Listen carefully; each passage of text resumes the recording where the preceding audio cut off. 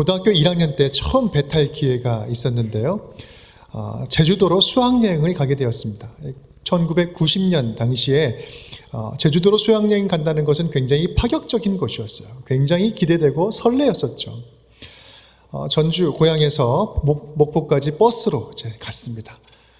버스로 가서 목포 항구에서 출발하려고 하는데 글쎄 날씨가 너무 굳어져 가지고 출항이 취소된 거예요. 그래서 그냥 돌아왔어요. 네. 그대로 돌아와서 아무 일도 없었다는 듯이 다음날 수업을 하는데 너무 힘들더라고요. 네, 정말 첫 경험이 김 빠지는 경험이었습니다. 배 타다가 김 빠졌던 경험 또 한 번 있습니다. 네, 제가 신혼여행 갔을 때인데요. 신혼여행 얼마나 좋습니까? 막 설레고 좋은 시간이잖아요. 발리 쪽으로 갔었는데 조그만 섬에 갔던 걸로 기억이 됩니다. 그 섬에 갔는데 그 배에서 나는 그 역겨운 그 기름 냄새가 너무나 고통스러웠어요. 너무나 고생했어요. 그래서 계속해서 구토하고 내렸는데요. 저희 두 사람이 3시간 동안 아무것도 못하고 반시체처럼 어디 평상인가에 누워서 아무것도 못하다가 다시 돌아왔던 경험이 있습니다. 네, 제 경험으로 볼 때 이 바다는 항상 내 마음대로 되는 곳이 아니다라는 사실을 저는 경험하게 되었습니다. 그런데 여러분, 바다는 이스라엘 백성들에게도 마찬가지였습니다. 바다는 항상 두려운 곳이에요. 성경에서 말하는 바다는 혼돈의 세력을 말할 때 바다를 지칭을 합니다. 출애굽기 때 홍해를 갈라지게 하는 사건 여러분 기억하시죠? 이것이 얼마나 위대한 사건인지 아십니까? 이것은 단순하게 기적이 아니라 창세기 때 천지창조 때 셋째 날에 물길이 모이고 땅은 무튼 드러나라 할 때 땅이 드러납니다. 그런 창세기 때 있었던 그 일이 재현되는 사건이에요. 하나님이 창조하신 땅 밑에 그 바다 밑에 있는 땅이 드러나는 가시적으로 드러나는 사건, 이것은요 영적으로 바다의 세력을 제압하는 위대한 사건이었던 것입니다. 단순하게 그냥 걸어가도록 길 열어주는 단순한 기적 사건이 아니었던 거예요. 바다는 그런 의미가 있습니다. 그래서 요한계시록을 보면 우리 4장과 15장 말씀을 보면 유리바다라는 표현이 나옵니다. 천국을 묘사하면서 유리바다다라고 이야기를 해요. 바다는 바다인데 유리로 돼 있어요. 어떨까요? 바다 밑이 잘 보입니다. 그러니 두려운 존재가 아니죠.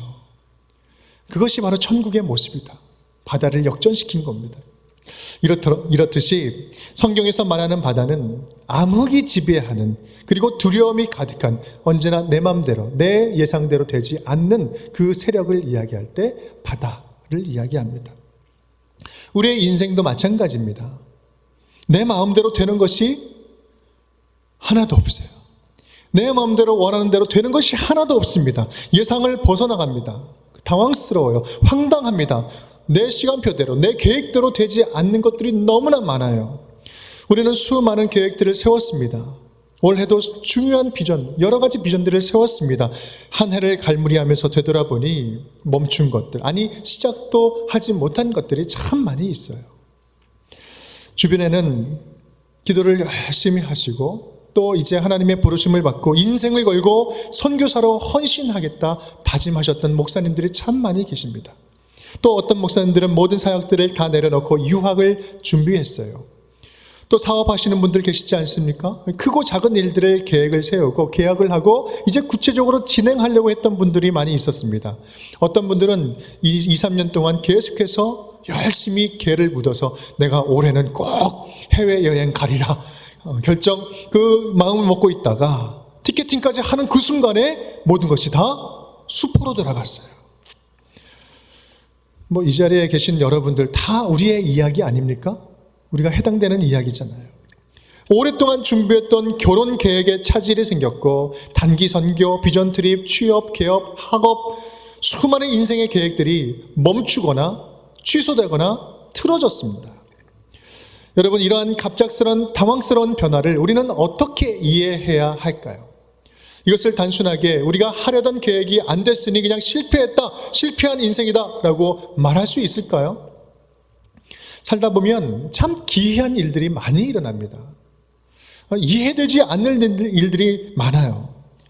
예상을 벗어난 일을 만나게 되면 당황스럽고 그 상황을 피하고 싶어요. 너무나 불편해집니다. 오늘 말씀은 인생을 바다에 비유하면서 이러한 귀한 일들이 일어나고 있음을 말하고 있습니다. 그런데요, 그런 달갑지 않은 이 기이한 일들, 이상한 일들, 상상할 수 없는 일들을 누가 일으키고 있다고 말씀합니까? 누가? 여호와 하나님이. 불편한 진실을 말씀하고 있습니다. 24절 25절 말씀, 여호와께서 행하신 일들과 그의 기이한 일들을 깊은 바다에서 보나니 여호와께서 명령하신 즉 광풍이 일어나 바다 물결을 일으키는 도다. 여호와 하나님께서 듣지도 보지도 못한 그 기이한 일들을 행하시는 거예요. 여호와께서 명령하시니 광풍이 일어나서 우리가 막 흔들립니다. 불편하게 만드십니다. 26절 27절 말씀은 이런 광풍 때문에 고통받는 자들의 모습을 아주 생생하게 묘사하고 있습니다. 그들이 하늘로 솟구쳤다가 깊은 곳으로 내려가나니 그 위험 때문에 그들의 영혼이 녹는도다. 이리저리 막 구르면서 취한 자같이 비틀거리니 그들의 모든 지각이 혼돈 속에 빠지는도다. 그렇다면 문제는요, 도대체 왜 하나님께서는 이러한 광풍을 우리 인생 가운데 보내시는가? 당신의 자녀를 사랑한다면 왜 두렵고 혼란스러운 풍랑을 주신다는 말씀입니까? 이 풍랑이 의미하는 이 고통이라는 것은요, 저와 여러분 지금 이 자리에 있는 모든 분들, 우리 가운데 어느 누구도 원하지 않습니다. 어느 누구도 일부러 고통받기를 선택하지 않아요. 하지만 그럼에도 불구하고 우리의 고난과 고통은 우리 모두에게 찾아옵니다. 예외 없이 찾아오고 누구나 다 피할 수가 없습니다. 그런데요, 우리에게 찾아오는 이 고통은 분명히 아프고 힘든 일이지만 분명한 것은 이 고통이 함께 가져오는 선물이 있다는 사실이에요. 전혀 예상하지는 않았지만, 전혀 기대하지 않았지만 고통 때문에 얻어지는 유익이 있다는 말입니다. 우리가 일부러 고통을 막 찾아서 취할 필요는 없지만 고통이 찾아올 때 우리는 고통에게 당당하게 요청할 수 있습니다. 네가 가지고 온 것 내놔. 네가 가지고 온 것 내놔. 너는 빨리 사라지고 네가 가지고 온 유익한 선물은 내놓고 가라. 우리는 고통을 향해서 요청할 수 있어요. 하나님은 고통스러운 상황들을 통해서 우리를 알게 모르게 성장시키고 회복시킨다는 사실입니다. 그렇다면 오늘 하나님께서는 이 광풍을 보내셔서 우리로 하여금 무엇을 회복하기를 원하실까요? 우리 함께 따라하겠습니다. 부르짖음을 회복하십니다. 28절 말씀을 함께 읽겠습니다. 이에 그들의 고통 때문에 여호와께 부르짖음에 그가 그들의 고통에서 그들을 인도하여 내시고. 아멘. 오늘 본문은요, 시편 107편, 이 107편의 전체 맥락을 좀 이해할 필요가 있습니다. 이 107편의 내용을 가만히 살펴보면 4개의 에피소드, 4가지의 이야기가 동일한 형태로 등장하고 있어요. 첫 번째, 우리 4절부터 6절까지 보면 광야 사막길에서 줄이고 목마른 상황에서 부르짖고 있습니다. 또 두 번째, 11절 12절 말씀을 보면 하나님의 말씀을 멸시하니 포로로 끌려가서 이 고통을 줘서 부르짖게 합니다. 세 번째는요, 17절 19절 말씀을 보면 질병으로 인해서 부르짖습니다. 그리고 오늘 말씀 28절 보면 이에 그들이 풍랑 속에서 고통 속에서 부르짖었다라고 나옵니다. 이들 지금 고통, 4가지 종류의 고통이 나오고 있는데 이것은 하나의 공통된 이유를 발견하고 있습니다. 그것은 뭐냐면 모두가 다 하나님을 잃었어요. 하나님을 떠났습니다. 부르짖는다는 것은 잃어버린 것을 다시 간절하게 찾는다는 말이에요. 간절한 마음으로 다시 회복시키는 것입니다. 우리 9절 말씀, 107편 9절 말씀 함께 읽겠습니다. 그가 사모하는 영혼에게 만족을 주시며 줄인 영혼에게 좋은 것으로 채워주심이로다. 아멘. 어떠한 영혼이요? 사모하는 영혼, 줄인 영혼. 오늘 말씀은 사모함을 잃은 우리들에게 하나님을 향한 갈망을 회복하라, 하나님을 향한 갈급함을 회복하라, 주님께서 주시는 말씀인 것입니다. 하나님은 우리가 간절하게 부르짖기를 기다리고 계세요. 체면이나 다른 사람들을 신경 쓰는 것, 의식하는 것이 의식하지 않고 절박하게 주님을 부르짖고 주님께 나아와라. 의인이 부르짖음에 여호와께서 들으시고 그들의 모든 환난에서 건지셨도다. 이 부르짖는다는 것은 강렬한 사랑하는 관계를 회복한다라는 말입니다. 이 로마서와 갈라디아 말씀, 우리 밑줄 친 부분만 우리 큰 소리로 함께 읽겠습니다. 아빠, 아버지라 부르게 하셨느니라. 우리가 아빠, 아버지라고 부르짖느니라. 아멘. 그렇습니다. 마치 어린 아이들이 아빠를 보고, 오랜만에 퇴근하여 들어오는 아빠를 보고 현관에서 확 달려오면서 아빠 하고 부르짖으면서 돌아오는 그 모습을 여러분 상상해 보십시오. 얼마나 그 인격적인 끈끈한 관계입니까? 얼마나 사랑스러운 모습이에요.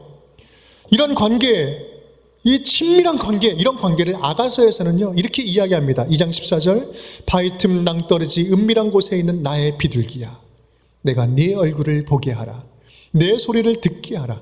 네 소리는 부드럽고 내 얼굴은 아름답구나. 네 소리를 듣게 해라. 나에게 너의 소리를 좀 들려주렴. 지금 신랑이 신부에게 아름다운 너의 소리를 나에게 들려주십시오, 이렇게 이야기를 하는 것입니다. 얼마나 설레고 사랑스러운 모습입니까? 이 부르짖으라 라는 말은 내가 귀가 좀 안 들리니까 큰 소리로 외치라는 말이 아니라 더욱더 친밀하게, 더욱더 가까운 모습으로, 더욱더 내 안에 깊숙이 들어와서 나를 찾으라, 나를 찾으라, 내가 그렇게 너와 만나고 싶다, 그 마음을 이야기하는 것입니다. 하나님 나라, 교회의 역사, 하나님 나라의 역사는요 부르짖음의 역사였어요. 위기의 때마다 몸으로, 마음으로, 입으로 절규하면서 부르짖는 우리 성도들, 우리 믿음의 선배들의 역사가 있었기에 기독교가, 그리고 교회가 여기까지 올 수 있었습니다. 포로로 끌려간 에스더는요 모든 디아스포라 유대 민족들이 몰살당하는 일촉즉발의 그런 위기의 때에 모두가 물도 마시지 아니하고 목숨을 걸고 금식하며 나아갑니다. 에스더 4장 16절 말씀, 우리 밑줄 친 부분만 함께 읽겠습니다. 나를 위하여 금식하되 밤낮 3일을 먹지도 말고 마시지도 마소서. 죽으면 죽으리이다. 에스더와 모든 유다인들은요 생명을 걸고 금식하면서 먹지도 아니하고 물도 마시지 아니하고 몸으로 간절하게 부르짖은 것입니다. 사랑하는 여러분, 하나님은 오늘 광풍 가운데 저와 여러분을 초대하고 계십니다. 초청하고 계십니다. 이 고상한 믿음, 체면들 다 내려놓고 부르짖음을 회복하라, 부르짖는 기도를 회복하라. 너는 내게 부르짖으라, 내가 내게 응답하겠고 네가 알지 못하는 크고 은밀한 일을 내가 내게 보이리라. 부르짖으라, 부르짖으라. 오늘 말씀을 통하여서 부르짖음의 영성이 회복되어서 하나님의 크고 은밀한 일을 경험하는 저와 여러분이 될 수 있기를 주님의 이름으로 축원드립니다. 따라하겠습니다. 평안을 회복하십니다. 2차 세계대전이 있을 때의 일입니다. 독일군이 계속해서 굉장히 엄청난 그 폭격을 영국에 막 쏟아붓고 있을 때였어요. 사람들이 두려워서 잠을 못 잡니다. 그런데 영국의 런던의 한 시내에 잠을 아주 편하게 잘 자는 우리 할머니가 한 분 계셨어요. 그래서 주변에서 그 비결이 뭐냐고 이렇게 물어봅니다. 그때 이렇게 대답을 하세요. 나는 매일 밤 기도를 한답니다. 기도를 하고 나면 하나님께서 항상 지켜주신다는 확신을 주세요. 그래서 나는 평안하게 잠들 수 있습니다. 그런데 그 다음에 하신 말이 굉장히 멋집니다. 사실 하나님과 내가 둘 다 깨 있을 필요는 없잖아요. 하나님과 내가 둘 다 깨 있을 필요 없잖아요. 나를 지켜주시는 하나님이 깨어서 나를 지켜보호하고 계시는데 나는 평안히 자는 게 맞지 않습니까? 이런 말씀이죠. 진짜 하나님 안에 있는 자만이 누릴 수 있는 진짜 평온함 아니겠습니까? 오늘 말씀 30절입니다. 우리 함께 읽겠습니다. 그들이 평온함으로 말미암아 기뻐하는 중에 여호와께서 그들이 바라는 항구로 인도하시는도다. 아멘. 오직 하나님 안에 있을 때, 오직 하나님 안에 있을 때에만 진짜 평안을 누릴 수 있습니다. 이것이 바로 성경에서 이야기하는 엄마 품에 안긴 젖된 아이의 평온함이 아니겠습니까? 여러분, 지금 여러분은 어떤 바다 위에 떠 계십니까? 지금 여러분은 어떤 광풍을 만나고 계십니까? 여러분 잊지 마십시오. 지금 여러분에게 불고 있는 이 광풍은 오직 주님 품 안에 있는 평안을 주기 위해서 강력하게 주님께서 직접 광풍으로 끌어당기는 그런 과정인 줄 믿으시기 바랍니다. 요한복음 15장 7절 말씀 우리 다 함께 읽겠습니다. 너희가 내 안에 거하고 내 말이 너희 안에 거하면 무엇이든지 원하는 대로 구하라. 그리하면 이루리라. 아멘. 오직 주님 안에서만 누릴 수 있는 평안으로 가득 채움받는 우리 운정의 모든 식구들이 될 수 있기를 주님의 이름으로 축원드립니다. 우리 따라하겠습니다. 찬송을 회복시키십니다. 오늘 본문 말씀 31절 32절 말씀을 우리 다 함께 읽겠습니다. 여호와의 인자하심과 인생에게 행하신 기적으로 말미암아 그를 찬송할지로다. 백성의 모임에서 그를 높이며 장로들의 자리에서 그를 찬송할지로다. 아멘. 여러분, 시편은 150편까지 있는데요, 시편은 5권의 책으로 되어 있습니다. 오늘 시편 107편은 이 5번째 책에 가장 처음 등장하고 있는 시편이에요. 이 5권의 시편 전체의 주제는 감사와 찬송입니다. 그래서 여러분 유명한 그 할렐루야 시편들 다 이 5권 안에 들어있어요. 107편 이 말씀도 마찬가지입니다.